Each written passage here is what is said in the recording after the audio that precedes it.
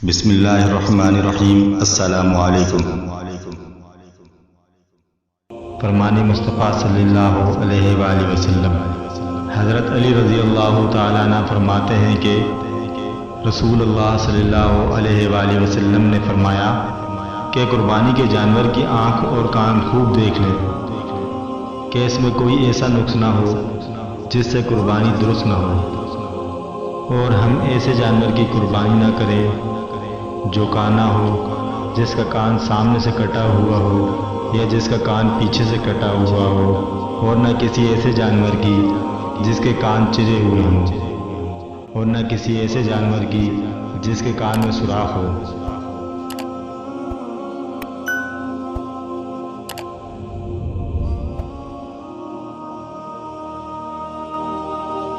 دوستو، ایک بار آپ سے پھر گزارش ہے، اس ویڈیو کو ثواب کی نیت سے دوسروں کو ضرور شیئر کریں، جس کا ثواب آپ کو بھی ملتا رہے گا۔